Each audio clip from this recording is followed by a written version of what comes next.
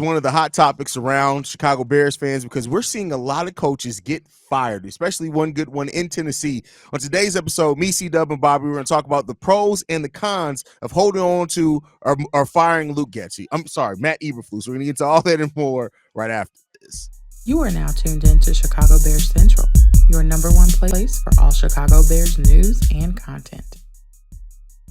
What's going on, Bears fans? Welcome to another episode of Chicago Bears Central, your number one spot for everything Chicago Bears related. C-Dubb, Bobby, Haize, we all in the building today for your bonus episode that we're going to probably be doing a lot of two-a-days with this. Now, yesterday, me and Bobby, we did the pros and cons of keeping Justin Fields. It's now time to shift that to Matt Eberflus. You're not getting one of these episodes for Luke Getsy because there's no pros to keeping Luke Getsy. None. Ain't no problem. But with that said, so you guys want to start off with the pros, or you want to start off with the cons of keeping Matt Eberflus on as head coach?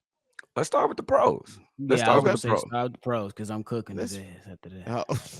that. All right, cool. Who wants to give their first pro of keeping Matt Eberflus as head coach? One thing, which is a great thing, he completely turned around this defense. You can attribute that to the pickup of Montez Sweat if you want to, from polls, but you ultimately got to give the credit to Eberflus. Eberflus did a great job calling the plays. Actually, as soon as he started calling the plays, when Allen Williams disappeared into the night, but you got to give him credit to that. I'll just start there for the defense. Complete turnaround.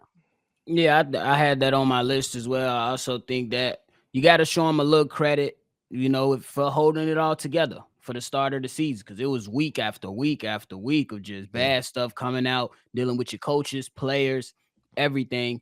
And he held his own. He even had guys come out and speak up for himself. And we really got back on football instead of all the extra stuff that we were dealing with in the first few weeks. So I give him that. Pro.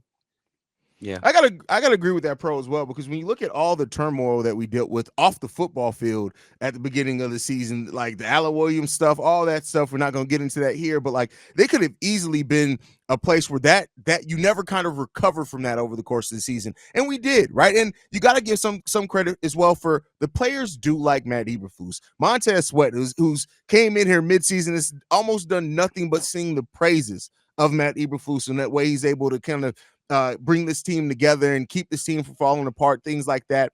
Also, one of the pros I got to give Matt Eberflus of my own is just the fact that he's never been afraid to put young players in a position and allow them to win themselves starting positions and to rely on them heavily, even if they didn't get starting positions. A lot of NFL coaches, you would have seen Braxton Jones start last year, right? You wouldn't have seen Terrell Smith as somebody who they got come in and play as many snaps as what they did, or even Tyreek Stevenson start, right? So Matt Eberflus has never shied away from empowering the young players, and there is something to be said about that, because not every coach trusts young players right away like Matt Eberflus has. And I also, that was a good point, Drip. I also like to add he is a little obnoxiously loyal. I don't have no idea how Velus Jones was still on this team when this year began, but he stuck with this guy all the way through to the end of the season. We even seen Dominique Robinson. He also got some time out there. I didn't think he would get a chance to get on the field. So this guy also actually gives his young people a chance, even though they had a tough time starting their career. So you got to give them nods for that as well. Sticking with the young guys. Absolutely. Yeah, I think you got one more. At least, I got to give him a little love for at least being competitive the entire time that he was here. You know what I'm saying? It wasn't always pretty. And there was some things that were horrible. And there was a lot of things we seen that was trash. And then there were some instances you can say that, hey, the Bears, they actually competed pretty damn well last season, even though they had 3 wins. This season, for the most part, they were able to go toe-to-toe with some of those teams. You know what I'm saying? It came down to some tough decisions by him and his coaching staff. But for majority of the games this season, they wasn't really like stumped or out of it. At least for majority of the games. So I give them that.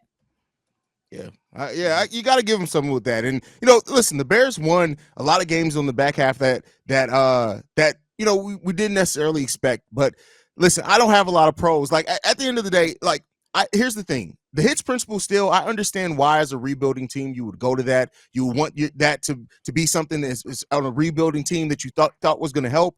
But to me, as we move into the cons of it all, like with a lot of things with Matt Eberflus, the words don't match the results. And that's one of the biggest cons as far as holding on to Matt Eberflus, because he could sell you a lot. He could spin something for you. But then when you look at the results of it, you're going to be like, yeah, I don't know about that. Yeah. And to add to that, when he talked this hits principle, I never did like his hits principle. Doesn't it really mean just go play fucking football? Doesn't it really mean? Yeah. Yeah. So I don't like cliches in football. Like I like just go play the game like you're supposed to play the game. Yeah. Yeah. For one of my cons, I just think that it's got to be at the forefront. Too many damn mistakes. Too many mistakes. And then we can point to situations to where something happened in 1 week with the Cleveland Browns. You drop Justin Jones in the backfield into coverage. He gets cooked. You ain't learned, in my opinion, because you did the same thing the following week and got cooked in the same way on the same side of the field. So that's one thing. Then if you tie in Allen Williams, if the man is never let go, do we really see the change in the defense? That's a question I have to ask. The reason I'm asking that question is because in the final game of the season, with an opportunity to send your arch rival, now, it ain't no rivalry that the Bears want more than to beat the Packers. You ain't learned nothing from week 1, and you let the offensive coordinator come out with that vanilla ass offensive game plan, and you never forced him to adjust. How does your quarterback go an entire third quarter with the game in winnable standing, and you screw it over? You didn't tell your OC to do nothing else. To me, that's egregious, and it's too egregious. And I got a question on if Matt Eberflus is a winner. And that just piggybacks me because I didn't know we was doing the cons, but since it's the cons right now, it just goes down to this. I think Matt Eberflus is good throughout the game. When it gets like 3 minutes, he's good 3 hours into the game. But if you got the last 30 minutes being the last 5 minutes of the game, he's awful. That is winning time. He's awful in crucial situations. I think he may have cost us 5 to 6 games over the season with his decision making, kick the field goal or not. Now, you could say that this is only his second year of coaching football, but no, he's been coaching football actually more than a decade. He's been an assistant coach. He's been a defensive coordinator. He knows the game of football. So you can't give him an excuse for that. And I do agree with Nephew what he said at the end. I don't think he's a winner.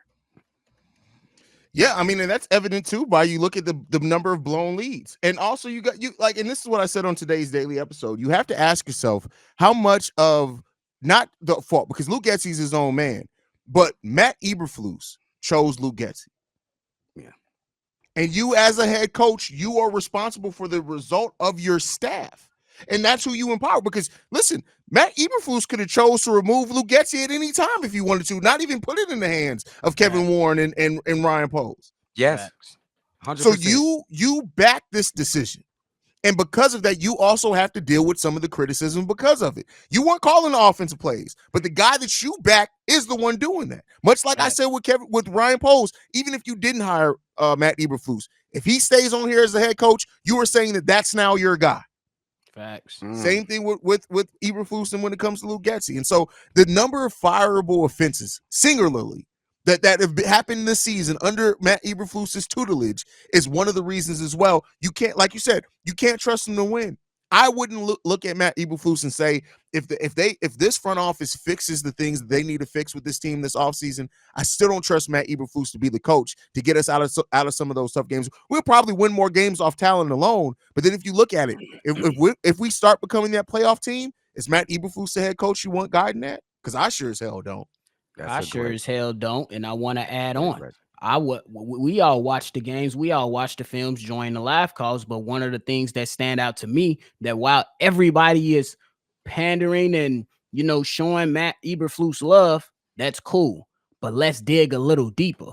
when DJ Moore pointed out and pretty much said that this offensive coordinator coach scared. Or when Jaquan Brisker was just on radio earlier today saying we play too soft. This guy coach is scared. I don't want a scare coach when shit get tight. I don't want that. I want a guy that's going to say, hey, we finna come punch the Green Bay Packers in their mouth and y'all are going home with us.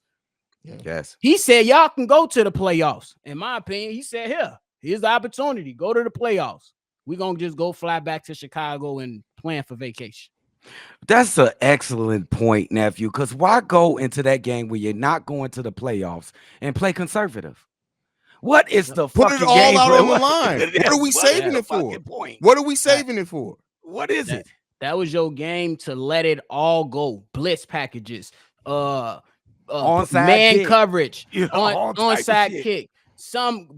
Big boy football is what I was calling for the offense. Big boy football. Hey, Green Bay, we right here. We understand where we at. Come on, y'all got to stop this run game. It's 2nd and 2. Your OC want to get cute. Or you want to have a 5'8" wide receiver blocking Rashawn Gary. Come on, bro. That's just crazy. Now, let me ask y'all a question. Is the more egregious con against him is his and winning time, or is it his refusal to reprimand Lugetzey, like get in the way, like stop that, like say like, no, we're not doing none of that bullshit, just run the ball. Just, some coaches do that now. Like, I don't want no more bullshit, just run the ball 3 times in a row. Here's the thing. I think there's something to be said about a coach that understands their limits. And I don't know if Matt Eberflus truly has an offensive mind to even try to insert himself into that. I don't know. I don't know enough about the man. Right. So I can't say that he should have did that or not, because for all I know, Matt Eberflus is looking at Lugetzey like, hey, man, that sounds like a really good plan, because he just doesn't know it. He may not know it. Wow. Yeah. And that's unfortunate, because I feel like you should at least know something. You got to know. Because if you're a defensive guy, my mindset, if I'm a competitor that I am, I need to learn some damn offense. My specialty is defense, but I need to learn some of this terminology that my offense is running, so I can understand what are we going to be calling against a team that I'm planning defensively for, and I know how we should attack them offensively. Like, come on, bro. Do we? And this may be from a pro standpoint. I'm sorry, Drip. This may be from a pro standpoint, but is it too much on his table because he don't have a defensive coordinator? He got to put a lot of extra time and effort into the defense. If we getting him a little bit of credit for that, it might be some sort of a pro. But see, this is the thing, though, and that's what one of my ultimate issues with Matt Eberflus is. We can't judge a head coach by the standards of a coordinator, and that's what we're doing for Matt Eberflus. And don't get me wrong, it's never happened. It's not going to happen. Anybody who's like, let's keep him as it's not going to happen. But for example, if Matt Eberflus was our defensive coordinator right now, I'd have almost no cons to say, because as strictly a defensive coordinator, your specialty and your focus is the defensive side of the ball. I almost wouldn't have any other. Now, I'll still have some issues in that Packers game, because what the fuck was that? Yeah. But overall, as a defensive coordinator, for what he's done from week what was it, week 5, week whatever on, he was solid. But as a head coach at the NFL, I can't judge you by the standards I judge a coordinator by. I can't do it. Yeah, because I always say your team is a reflection of the coach. And how did our boys look in Atlanta versus how they look against the Packers? Scared and lost. And that's what is egregious to me. And C-Dubb, the man had help as a defensive play caller. They hired Phil Snow. So that's why he ain't getting no pass from me. Okay. We hired a defensive senior analyst to just sit at home, do what we do, and type and look up and send a file over. If you're telling me Phil Snow said, yeah, we're going to play soft coverage in week 18. And drop Justin Jones back in coverage. If Phil Snow say that, because it's so, you should have been like, yeah, Phil Snow, that's not smart. He's 300 pounds. That's crazy, bro. And don't get me wrong, like, I think there are some tackles that you can get creative with and drop back in coverage, but look at Justin Jones. What in Justin Jones' wheelhouse tells you that you can drop him back in coverage? Go ahead, just drop Vader back in and let him play free safety. If that's what you want to do, put Noah Sewell in there as a defensive tackle and drop him back in coverage. Get creative that way, right? Come on, bro. Yes. What we doing here, man? What are we really? Anyway, as you can tell, I still got my own PTSD about certain shit Matt Eberflus did this season. Like, come on, bro. Yeah. Hey, but it's gonna come down to the wire. I'd expected if it was a foregone conclusion, he would have been fired by now. I think it's a debate for Eberflus only right now in the front office. It's probably a debate. We'll see what happens. I'm good. I want him to be. I want to be gone, but I'm good either way. It don't matter. But we just can't have Luke Getsy here. We just can't. It matter to me again. We cannot. Hey, fool me once, fool me twice. Not again. He gotta go. We did this last season, didn't we, y'all? We did this earlier this season. We did it earlier this season with all of it. Early this season, we'd seen it again, and then Justin come out. All right, I'm tired of this. I'm gonna start thinking for myself. It's too much going on in my head. I'm gonna play football. Then he come back and and take it back, and then they start going. They start flowing because Justin put his ass on notice that it's too much. We knew what he was saying. This dude is ass. That's what he was saying. That's why I said it. That's why we're not doing one of these episodes about Luke Getsy. That's all I can say. Oh my God. We're not doing one of these episodes, pros and cons with Luke Getsy, because I'm trying to make this a conversation where we can talk about all sides of things. I have no positive to say about Luke Getsy at all. I ain't got none at all. Nothing. His shoes clean. What the fuck? That's it. Nigga brain skull clean too, because ain't no brain flowing in that motherfucker. But with that said, so we've seen coaches fired over this time, and it's left Bears fans even wondering more what's going on with Matt Eberflus. Keep in mind, the last time that Bears fans wanted a coach fired, and we went through Black Tuesday, which is what today is called, the second day after the season ends, without firing a head coach. They came out and announced that Matt Nagy was staying on as head coach and Ryan Pace was staying on. So I'm just saying a little bit of worry, concern there. Now, Mike Vrabel was released as the head coach of the Tennessee Titans. Keep in mind, this is a guy who, yes, had 2 losing seasons in a row, but had 4 winning seasons. And one of those seasons, they went to the AFC Championship game just in 2019. So we talked about the pros and cons of Matt Eberflus. Do you think that Vrabel could be a potential candidate to replace Matt? I know the Jim Harbaugh names out there. I know the Eric Bieniemys. I know all the top line guys. But could Vrabel be a guy that they bring in to replace Matt Eberflus? You think of Mike Vrabel, you think of back to I seen him play with the New England Patriots. Yes, I'm old. I seen him play with the New England Patriots, won a couple of Super Bowls. He went to coach for the Texans, and then he got the coaching job for the Tennessee Titans, and he did exactly what Drip said. I love his toughness, what he gonna bring to this team. But me, I'm gonna stick to what I said, that we need an offensive-minded coach in this building that know what to do with a quarterback to get them on the right path. I understand that he can be a great leader for this young team, and the defense will be better. I don't know if he runs the same scheme of a 4-3 defense, but I'm going to stick with my plan of an offensive-minded coach. I'm straight on that one. Okay, that's fair. I look at it and I say that to me, I get what you're getting at, and I don't disagree. Let me be clear. I don't disagree with you as far as offensive-minded head coach, but I look at it and say this is that if you can find an awesome coordinator, I think that gets you the same place, right? If it's an offensive coordinator you trust. But Vrabel, I look at him and I say, this is a guy that I wouldn't mind having on there. Initially, my thought process is come on here and say, do you think that maybe he would take a job as a defensive coordinator? But I look at the success that he's had as a head coach. I don't know if he steps back and takes a coordinator position. And even if he does, he probably wouldn't be long for coordinator. Somebody's eventually going to give him another head coaching job. So you got to look at it that way. But I wouldn't be mad if they hired him. It just depends on what else happens. Because if you do hire another defensive-minded head coach, to me, then you got to spend some money to go out and get a big-name coordinator.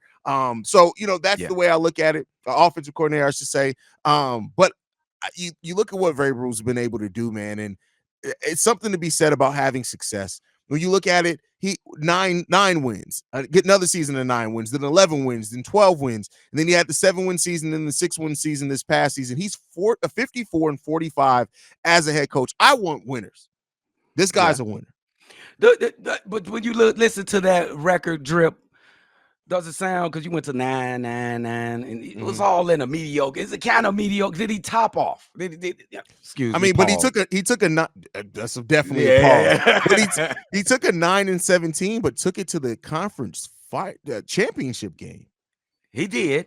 So, and it's not like he's had the best rosters down there, right? I'm not saying he's had terrible one, because they all haven't been terrible, right? Except this season, definitely. But he took some rosters with some questionable depth there and some questionable talent, and was able to take them to the playoffs. So I get what you're saying on that one. But listen, you took a damn Ryan Tannehill and Mariota were your quarterbacks. Yeah, you got to get kudos for that. You can never hate on that. Yeah. I'm just gonna stick to my shit. I mean, I feel you. I'm not trying to change your mind. I just know that every time you think of the Bears, what do you think? The monsters of the Midway. I want to get rid of this moniker. It's tired. We could be great on defense, but can we be like the scores of the NFL or something? We score a lot of points. You can name whatever you name, but I want to be known for offense for a change. Could we be known for that? I mean, here's the thing, though, Dub, and I definitely get what you're getting at with this, but I'm gonna counteract with this. What right now, when you look at the bones of what this team has, do you trust that the Bears will have a championship level defense or a championship level offense first? Championship defense, yeah. So I get what you're saying. I would love the whole thing of the Chicago Bears, and that's why I say, like, you can still have an amazing offense without an offensive-minded head coach. You just have to have an amazing coordinator. So I think that's the thing that kind of separates me and your opinion. Not to say that you're wrong at all. I would love the Bears, regardless of how they get there, I would love the Bears to have this dynamic offense that we're looking at and saying, hey, do you see the way we're putting up points on these teams with already the solid defense that we've built? I would love to be able to say that. I just at this point where we are right now, I don't care how you get it done. I don't care if you have a great offensive-minded head coach and a great defensive coordinator to help shore up what they lack on the defense side of the ball. I don't care if you have a defensive-minded head coach and an amazing offensive coordinator. I don't care. Just get people in here that are going to turn this to a winning franchise. That's where I stand at right now. And that's fair. And that's fair. And if we was this question, if we get to Mike Vrabel, who would be that kind of powerful offensive coordinator bring it? It'd be a enemy type person, or you need somebody. Bieniemy maybe getting that head coaching job over there at Washington. We don't know what's going to happen with that one. But there are some really good offensive coordinators. Like I don't know if you got to see it. I did a daily a couple of days ago where I actually talked about a lot of the kind of outside the box offensive coordinators that they can look at. And so I still have that list. Where's that list at? Let me get it. So example, Zach Robinson, the quarterback's coach for the Los Angeles Rams. He's a really good offensive mind. I think that's a guy that you can bring in that can definitely help kind of guide that. Now, there's a head coach that'll be an offensive coordinator. Darrell Bevel as well, the passing game coordinator for the Miami Dolphins, is another guy that you can look at. So there's some. Now, the thing is, these aren't surefire things, right? That's what I was going to ask you. Experience, yeah. And you know what? Here's the thing that I would love to see. Because you got a salary cap when it comes to your roster, right? There's no salary cap when it comes to coaches. I would love Kevin Warren and Ryan Poles to go out and get a great head coach and spend money to get great coordinators that have done it before. And us to have a coaching staff that we look at and we're like, hey, damn, how the hell you get Phil Jackson and Steve Kerr to coach the same team? Like, some shit like that, right? It doesn't happen, but I would love for the Bears to do something like that, bro. And, you know, like I said, one of the first decisions this offseason is going to have to be the head coach, because that's going to inform a lot of what you do other places. And I don't know, man. Like, when it comes down to it, if you end up holding on to Matt Eberflus as your head coach, you got to go out then and spend some money on some vet coordinators, bro. You got to. Do you trust Ryan Poles to handle this? Because he's in an unusual situation where the team can go, they could sky up, or they could go down with this next decision here. I think his job is really on the line. Do you trust Ryan Poles? He's done some great things to this far, but this is a big challenge right here, I think. I think whenever Ryan Poles does move on and hire his own head coach, I do, not that it starts the clock per se, because we've never had a guy at the position of Ryan. Well, outside of the last couple of years, but typically somebody takes over as GM as the Chicago Bears, you're there for about a decade, right? So I'm not going to say that necessarily his job's on the line or so, especially with Kevin Warren coming in, being a new president there as well. I think that they're going to give some leeway. But I would say as a fan, from that standpoint, You have to get a coach that is, to me, you got to get a coach that is going to be so good that's going to be here. I'm talking about 6 to 8 years. That's what I'm talking about. That's what I'm talking about. We need a star. We need a Lovie Smith. We need a Coach Mike Dicker. We need one of those that's going to stand the test of time. When you know you struggle, you know the reason that we're struggling, and you know it's going to be better with the next year. Right now, I'm gonna have confidence in Ryan Poles right now. And I think that he's gonna make the best decision. Or well, at least I'm gonna run whatever I'm gonna give him a chance. How about that? That's fair. I'm gonna give him a chance to see how it works out. Yeah, but he has to show it. And so let's hope that he shows it. And if he can, man, we'll take a look, man. At the end of the day, this is a big decision, and we'll see when this decision comes down, man. And we'll see what we got. Bro. Hey, man, excuse my nephew. His power just went out. Oh, damn. That's what happened. That's what happened. That sucks, man. Shout out to Bobby. Bobby sitting in the dark somewhere. C-Dubb, any last thoughts before we get out of here, man? Hey, man, shout out to you guys, man. We appreciate all the support you've been giving us. Make sure y'all follow us on TikTok at Chicago Bears Central. See y'all on the next one. Yeah, y'all can follow us at Chi Bears Central. You can send us any feedback, questions, comments, concerns, ChicagoBearsCentral@gmail.com. Lastly, if you want to leave a text message and our voicemail number to do so, 773-242-9336. We are the #1 spot for everything Chicago Bears related. Like we like to end everything on. Chi-Town up, but Bear down. Love you guys. Peace, y'all. This has been a presentation of the Break Media.